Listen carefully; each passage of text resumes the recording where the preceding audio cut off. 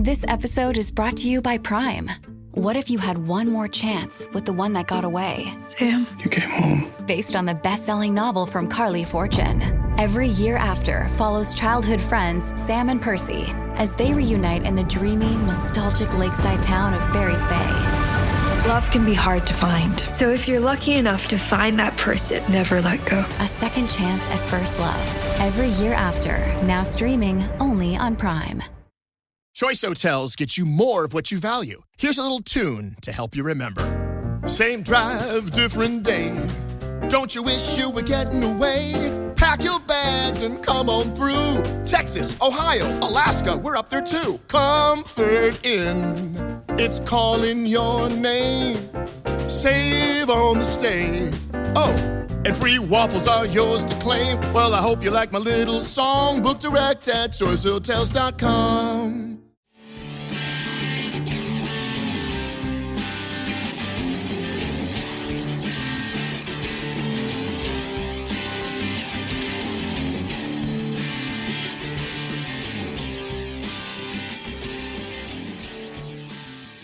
Well, here we are. Racing Back is back. We're delighted to welcome a really popular man who was on last time, Randy Mamola.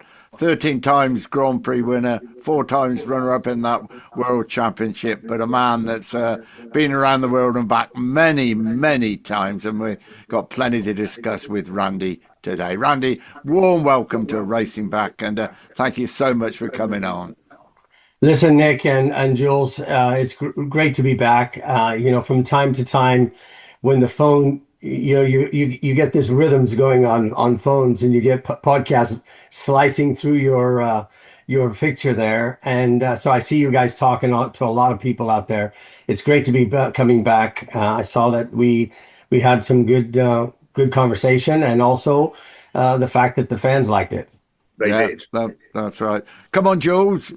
You start this time. It's usually me with my loud voice before booms in. Get on. I mean, I'm always fascinated by Randy's stories of arriving. He was the first real youngster, I think. I would think of Randy and Johnny Cicotto as the first 2 kids who turned up and started showing the old guys the way round. But, and I hope Randy doesn't mind me saying so, but as we approach Brno Grand Prix, Randy was around long enough ago to have raced on the old circuit, and it makes me wonder about a teenage Californian, what it must have been like to go into the old proper Cold War Eastern Bloc. Well, Jules, I had no idea what to expect. TT Giren was my mechanic from Surzago. At that time, little George was with us, and we had Bernard working for us, who's still in the business, working with Yamaha to this day. And so one thing was going to Yugoslavia, the former Yugoslavia, and racing, because also it was kind of closed off to some of the, I think, East Germans and things like that at that time. And again, when I'm looking back at 79, and then when we are headed to Checo, I have no idea what to expect. And sure enough, it was 4.5 hours or 5 hours to cross the border.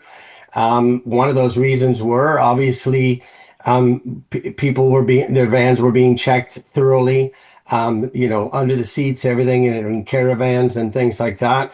Also mirrors going underneath the truck. To make sure nobody was hanging on, especially, I guess, more so when going out, because I guess there were probably more people trying to get out. But one of the unique things about that, besides the barbed wire fence, razor wire, guard towers, probably every kilometer or so, mile maybe or so, that you could see with gun turrets on the side. So it was definitely serious stuff. But, I'm looking at this because obviously going to school and learning about history, about war and all this kind of stuff. And, when I got in there, it was just a bunch of beautiful people, just like in the other side of the border, and the most amazing thing was 100,000 East Germans were allowed to come in there, where they could not go to Yugoslavia. So they had to shut the border because you had to change at least 100 US dollars worth of money at the border, and they ran out of money on the border. So there was 100,000 East Germans, and meeting the East Germans was something very, very special, because it was kind of like, man, those are bad people or blocked in people and things like that. But, looking at the history of Sachsenring and all those racetracks back then, when Germany was at full fledged with a lot of racers, a lot of people were there to watch. Yeah. Historical note for pedants and historians out there. Czechia was about the only country you could go to without a visa if you were an East German. So, Brno got enormous crowds, but a hell of a lot of them came on MZs or in Trabants. I mean, Trabants, yeah. I mean, the great thing was obviously going in there. I don't know if you guys enjoyed this much, but there were people on the sides of the roads, and they were making their hands like this because the kids were asking for stickers, things like that to be passed. Unique things inside of a hotel elevator, you'd be going up and they would say, "Would you like some caviar?" If you would like to take some caviar and give us a spark plug for my motorcycle, I would like to do that. Things like that were amazing. Yeah. And then sitting around talking to guys and gals and in the paddock there, asking them, is it really that bad at home? And the answer was no to them. But they were grateful for the fact that they got to be able to come over to Czech Republic to see the Grand Prix. And obviously, our races were at Hockenheim that year in 1979. So nothing I don't think was going on at Sachsenring by that time. No. If you were East German, you had to go to Brno. That was it. So now, I'm 19, and the next day I'm waking up. We went around the track, which was I think it's 12 or 14 kilometers long.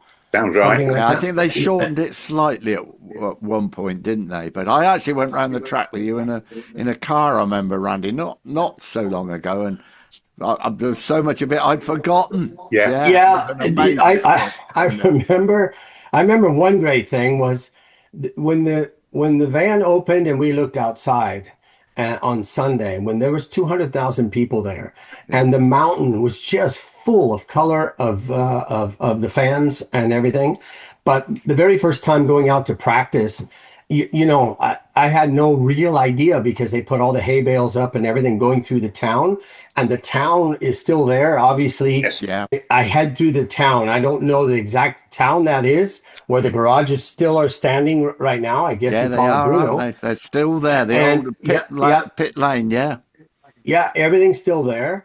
But when you came through the town, they just had makeshift hay bales going across, making chicanes. And when you were coming through, there were people sitting on balconies with wrought iron, bars, so they could see through, looking down on the street. And here we are going through there. And the next day, after a few of these chicanes going up, there was this full speed up over the hill and straight down, like you're going to the new circuit. And there was an elbow right, maybe a couple little zigzags, but an elbow right, and then out to the forest. Yeah. And go ahead. I was going to say, when you turn right, where there's now a roundabout off the main road to the circuit, like you say, a little zigzag, and then I remember it was open cornfields. It was all of a sudden it was, and it looked so fast.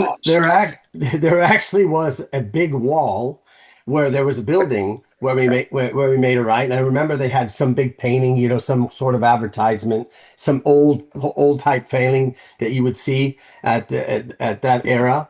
The other thing about that racetrack was very tedious going up through the hill, because it was first and second gear, even on a 250. And you had to play it really, really, really safe. And then like you, Nick, the last part of that, I remember just seeing those bigger apartments, and you come out and around and down this hill. It was so fast things that I loved.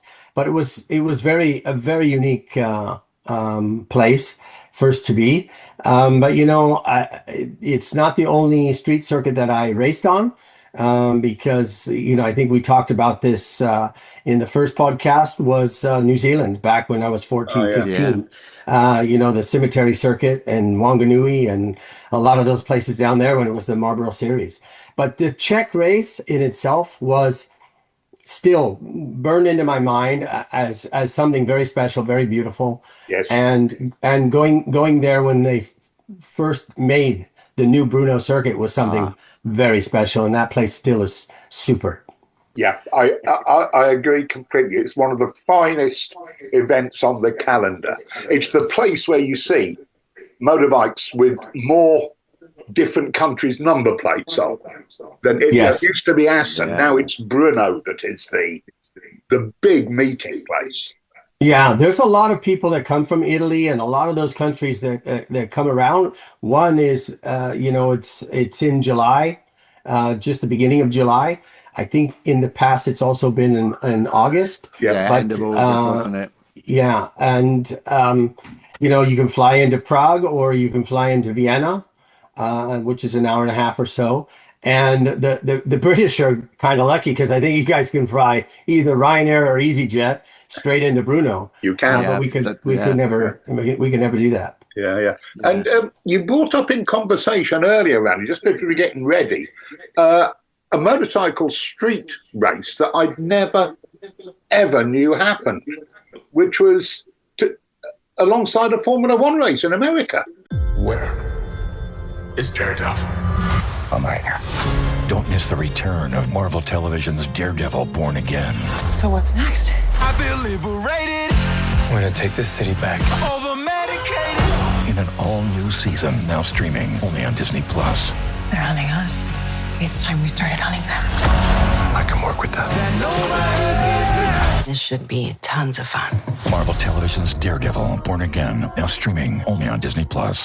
This episode is brought to you by Redfin. You're listening to a podcast, which means you're probably multitasking. Maybe even scrolling home listings on Redfin, saving homes without expecting to get them. But Redfin isn't just built for endless browsing. It's built to help you find and own a home. With agents who close twice as many deals, when you find the one, you've got a real shot at getting it. Get started at redfin.com. Own the dream. Yeah, the Long Beach Grand Prix. It's been going for years, from Formula One back to IndyCar, things like that. And I remember, and you probably remember Eddie Lawson doing like the Toyota Cup, things like that. They had a Toyota series race, like what Formula One sometimes has with Porsche Cups, things like that. But when we talked about what's the circuit now in Australia that looks like we're going to Adelaide. Adelaide. So I've never seen it really, and I've only seen pictures of it and so on. But listen, nothing could have been more hairy than Barry Sheene and Gene Romero and the guys riding on the streets of Long Beach, because it was just a cyclone fence and cement barriers. Yeah, I mean, I grabbed a quick look at a couple of pictures. For our audience, you can still see some sort of footage of it, which is very unique. You'll see some nice pictures with Barry with his knee on the ground and so on. I mean, obviously, I would assume they got together and they talked about, let's all finish this race. Yes. But it is something very unique, very special. If I find that footage, I'll put it on my socials, Randy. That was just a lovely little historic. We knew, especially when I read the name Gene Romero. Gene Romero was an awesome person. When I was young, 14, 15, 16, and 74, 75, 76, I was a Yamaha rider in the same Yamaha yellow colors. It was Gary Fisher, Gene Romero, Kenny Roberts. I was part of that group, even though I was 6 or 7 or 8 years younger than them. And it was really fun to be part of that history. Yeah, Gene Romero on any Sunday. Yeah, the film, if you're my age and English, never mind American, that film formed a lot of the ideas I have of what motorcycle racing should be about. Yeah, and what it, and Romero was. I remember seeing him at the Transatlantics. A rather exotic, piratical figure. Yes. Also, the history of that movie was about Mert Lawwell, trying to win the win the championship, the dirt track championship. Yes. It's something very, very special to see. You can see it on YouTube for free, which is super nice. And I would also suggest to people watch. Have you heard of a movie called Pay Dirt? No. Okay, it's the start of how Supercross started. So you have to take a look at that. It's free. It's on YouTube, and it's about an hour and a half long. And it was finished in 2025. But it has all the footage of all the old riders from the very start of the beginning of Supercross. It's something very special to watch. We're giving out more references and links to people, and but listen, this is why they got to come back, huh? Absolutely, this is educational or what? Listen, nobody else knows these things, and when I'm at the Grand Prix and in MotoGP, because there's a lot of guys that are riding motocross. Have you ever seen Pay Dirt? No, and I didn't even know where this came up, but I found it on YouTube, and it's great. It's great. I know, it's always interesting. I remember having a discussion with a youngish Moto3 rider a few years ago, and I mentioned the fact that Franco Ancini, then the safety delegate, had been world champion. This kid went, what? I won't name him, but it was... They don't, nobody knows us anymore, man. No. Nobody knows us. This is what this channel is about. We love each other. We love each other. That's the main thing. Yeah, exactly. Exactly. And I'll tell you what I wanted to ask you about. We talked about Brno. We've talked about road circuits and everything. Just one other thing. Rijeka, Yugoslavia. Did you ride on the old Rijeka road circuit? I had a lap on it, but not to race. No. It was the other one talking to Kenny Roberts was Spa-Francorchamps in 1978. Because 79 we boycotted it, and those racetracks were just full of life, going through Saventum, and I don't even know the name of the towns that were around Spa there, but I think the average speed was Barry Sheen, 122 miles an hour on a 500 going around that track. Fastest ever, 1977, fastest ever average speed for a Grand Prix. On the factory Suzuki. Yeah, incredible. I mean, obviously, even when we did eventually race at Spa-Francorchamps, just before the bus stop, that left kink coming back towards the bus stop. That was like turn one for us in Imola, where unfortunately Senna got killed because there was no chicanes. And it was just this corner that you held your breath and you turned the throttles just slightly back and gassed it again so it wouldn't seize. Because if it did, you were down inside the paddock. So there were a lot of hairball type things like that, but that was, I guess, a part of racing that we looked at, and you knew where the danger parts were, and you try to work as best as you can around it. I think one of the scariest moves I ever saw was the first left at Spa, Raymond Roche trying to get past Eddie Lawson. Yeah. That was scared the living. I don't know how Eddie felt. I asked Raymond about it sometime later, and he went, I have to do this, or Lawson, he'll eat the fence. I remember they stopped the practice and or race when Martin Wimmer crashed just before that where that corner was. That kink left. And we didn't think he was going to make it, and luckily he did. I mean, it was over the guardrail and everything. But those tracks were tough. Even going to Imatra, Finland, a couple of times. Being on the podium there with Barry Sheen and Boot van Domen, who won the race in 1979. These were tracks that were were meant to be unique. I couldn't believe I was going around a roundabout. Couldn't believe I was going over railroad tracks again. Railroad tracks, yeah. But I did that. To say, I can't believe they've stopped the trains for us to go over just to make it more well, difficult. thank God they did. Yeah. I was going to ask you about World Series because it's something that's always fascinated me, and it's when I came really into Grand Prix journalism, and it was Barry Coleman and Kenny Roberts that wanted to form this series, and you were very much involved in it at the time, weren't you? I remember I was summoned to the Holiday Inn in Belgium to meet Kenny Roberts. It was supposed to be a press conference. You met me, took me up to his room, and I got absolutely bombarded by Kenny because somebody had been writing stuff about World Series. But it nearly happened, didn't it? There was nearly a series that wasn't sanctioned by the FIM, a complete rebel Grand Prix series. Nick, back then it was about safety. We were pushing hard about doing things for safety, but not only that, the side of things of money. At that time, I think there were 8 of us, Americans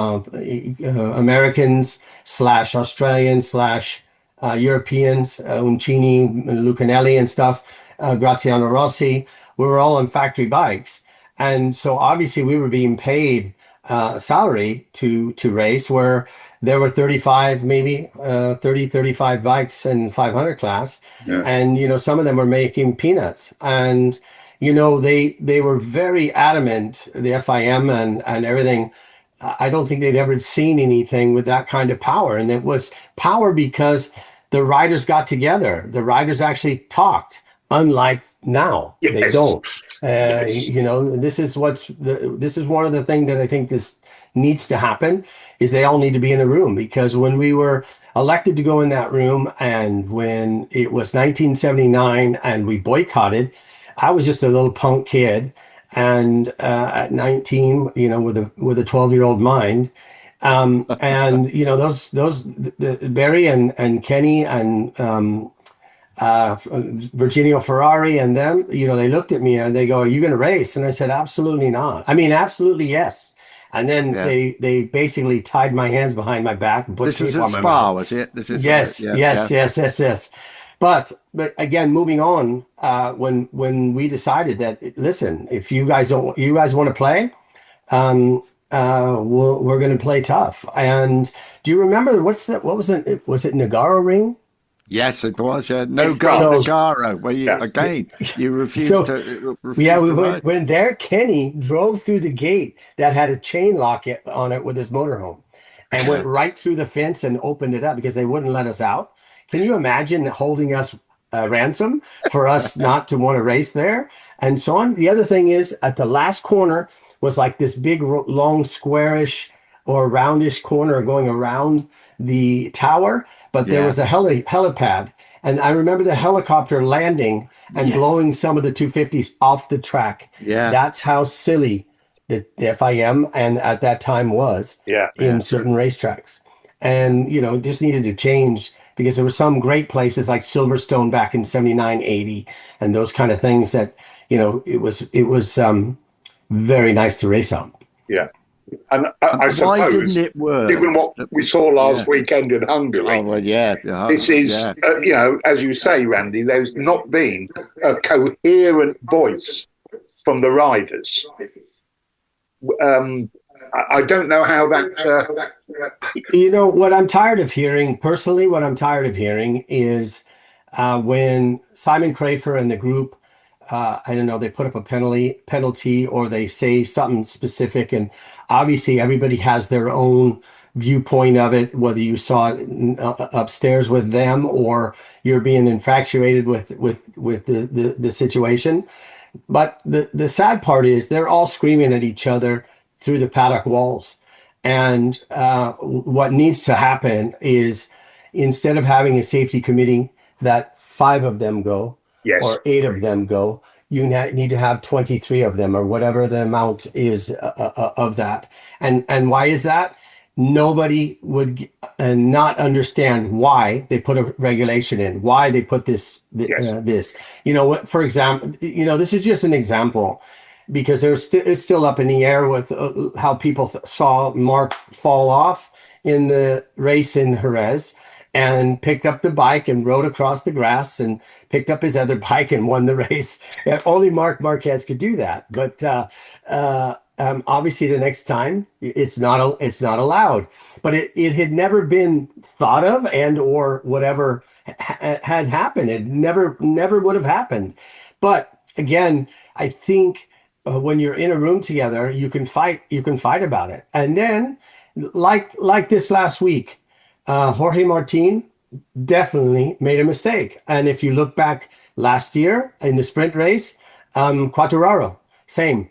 Right towards the inside of that corner, it's slippery. Everybody knows it's slippery, but you just don't know until you're in that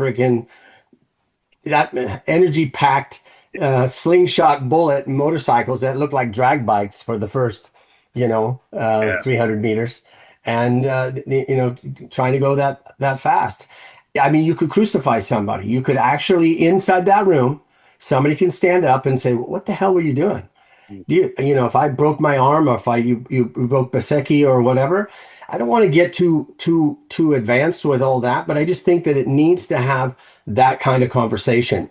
Yes. If there's a regulations and so on, there's a lot of riders that never knew something came out because it comes in an email to the teams, and maybe they get told it by the team principal, or maybe they don't. But, Formula One does have a mandatory meeting on Fridays, I believe it is, and everybody has to go with one team personnel. And when they're finished with the team personnel leaves. Now it's just about the drivers. And drivers get into arguments and things like that. But when somebody continually makes errors and makes some sort of mistakes, you need to wake them up, and because you're all out there together. Now that sounds like something well worth stealing from Formula One. Yeah. That sounds some sort of compulsory gathering. Nick, also one of the things, just really quick, one of the things is very simple. There's so many journalists that are friends of the riders and so on and so forth, and all that, if you will, sometimes negative, sometimes positive, of information is being blown out of that proportion. So in those meetings, when they come out, they're not allowed to speak about what they were talking about. A confidentiality clause. Exactly. Yeah. And I think that's really important. Just back to World Series, it didn't work in the end, Randy. I think because of the circuit problems, but it made an enormous improvement for the riders, didn't it? The very idea of it. Absolutely. That just bringing that up, the FIM knew that we were in a union of about safety, about things about the sport, about how it should be when there's 200,000 people and guys that are finishing the races and driving across Europe to make ends meet. $100 here and $100 there being paid, which was just ridiculous. So somebody was making a lot of money. Here I am talking to you about money and so on. And this is why when all of that started to happen and we asked for 100% raise on certain things, the FIM was still kind of shouting out and basically said, okay, the top 8 don't get anything advanced to them because they knew that we were already factory riders. And to me, that was fine. And, that was the beginning of me giving money to Princess Anne for Two Wheels for Life, which was actually Save the Children. Because, again, that's another whole story that we can talk about. That is for the next one, Randy, because for sure we're going to ask you back again, for sure. Yeah. Listen, Randy, the fan, I think it would be super nice if you can get the fans to write in certain questions, what you want to know from my point of view and so on. I can't wait to go to Brno next week and back to back with Assen. Those are the 2 races that are going to be really exciting, I think, for this championship. And let me just say the Aprilias and the Ducatis were quite close to each other last year in 2025. So let's see what happens in Brno.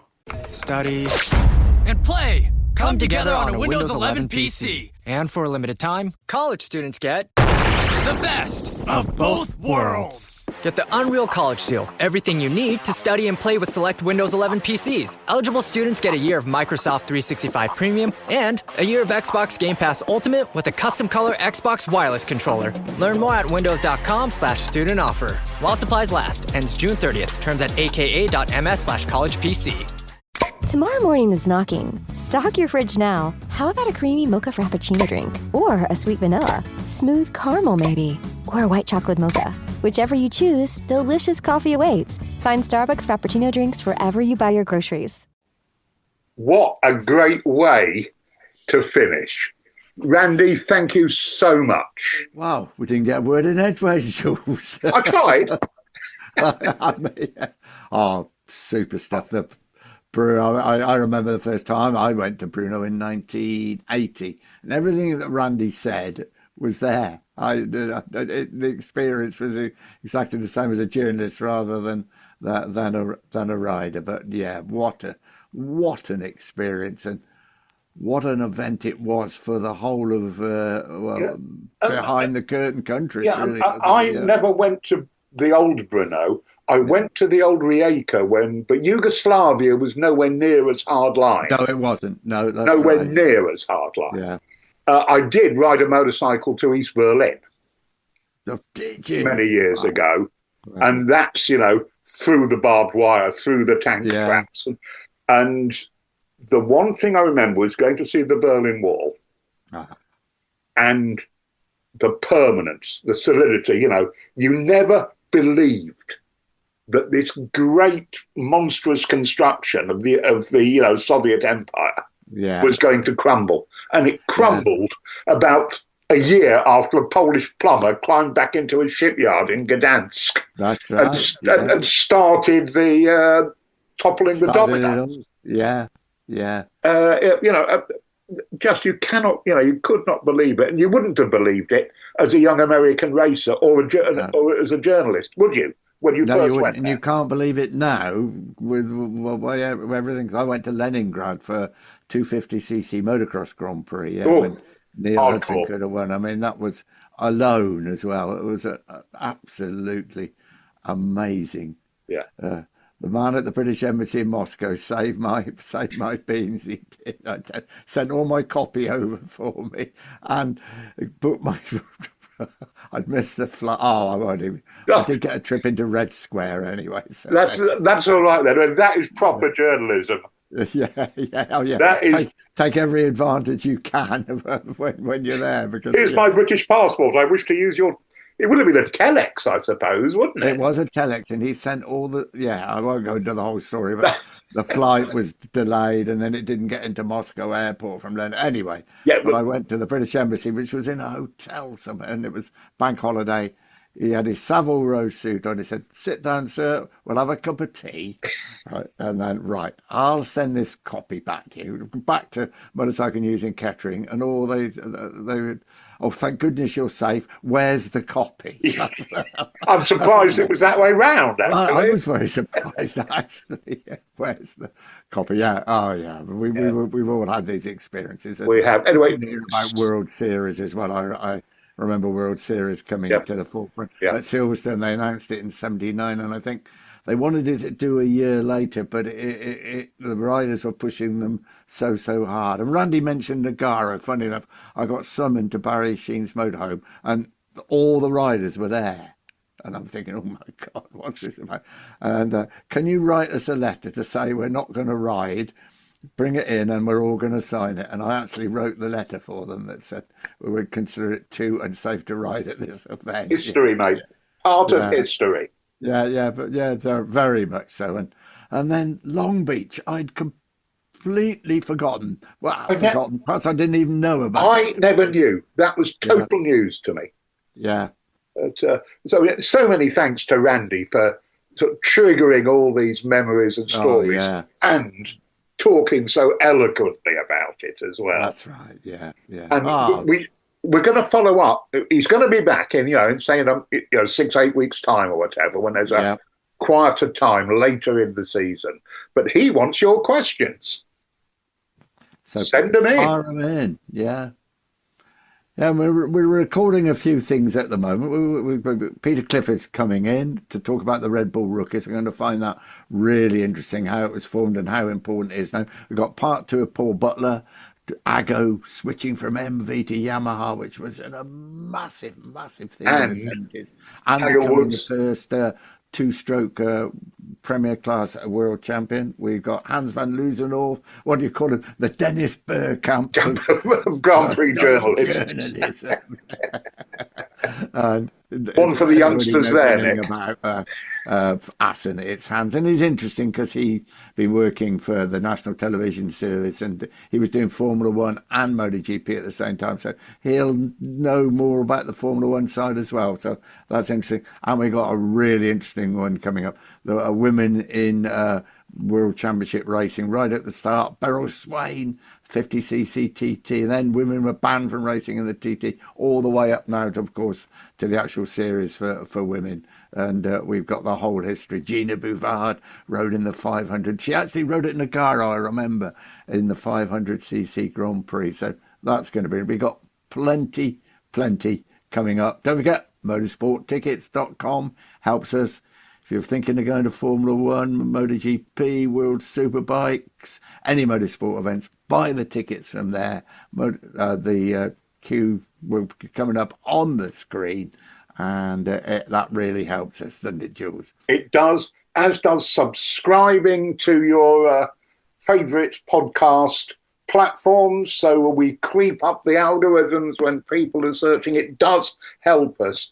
That costs nothing. You can spend a few quid a month if you like to join the Paddock Club at Racing Back, which gets you an early drop on the podcasts and chat rooms and a few little extra wrinkles you might enjoy. Well, there we go. I'm already licking my lips for Bruno, to be honest with you, after hearing Randy. Like Randy said, Brno and Assen back to back. That is something to look forward to. That is what Grand Prix motorcycle racing, to me, is all about.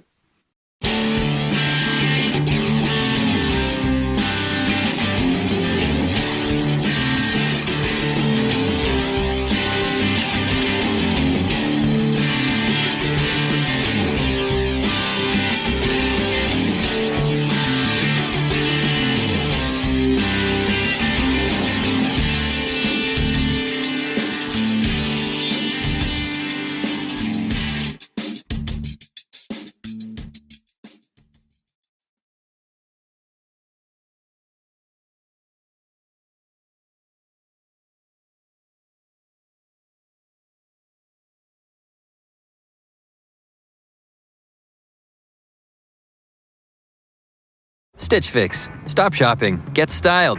Not today, sweatpants. Somebody's wearing jeans that fit. Wow! No photos, please. I'm just a regular dad who happens to have a stylist. I really look my best when someone else makes the decisions. Hey, we can all see you two-way mirrors.